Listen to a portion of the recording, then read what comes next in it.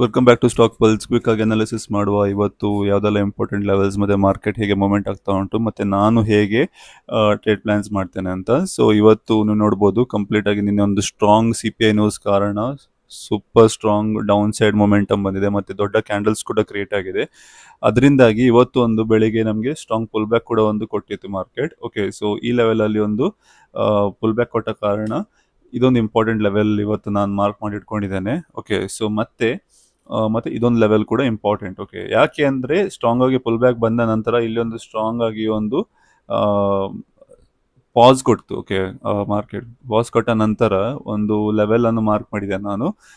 ಮತ್ತೆ ನೀವು ನೋಡಿದ್ರೆ ಒಂದು ಲೆವೆಲ್ ಮಾರ್ಕ್ ಮಾಡಿದ ನಂತರ ಇಲ್ಲಿ ಒಂದು ಟಚ್ ಆಗಿ ಅಂದ್ರೆ ಒಂದು ಪುಲ್ ಬ್ಯಾಕ್ ಕೊಟ್ಟು ಸಣ್ಣ ಮಟ್ಟದ ಪುಲ್ ಬ್ಯಾಕ್ ಕೊಟ್ಟು ಡೌನ್ ಸೈಡ್ ಹೋಗ್ಲಿಕ್ಕೆ ಟ್ರೈ ಮಾಡ್ತಾ ಉಂಟು. ಓಕೆ, ಸೊ ಹಾಗಾಗಿ ಇದು ಇವತ್ತಿನ ಒಂದು ಲೆವೆಲ್ಸ್ ಅನ್ನು ನಾನು ಮಾರ್ಕ್ ಮಾಡಿದ್ದೇನೆ.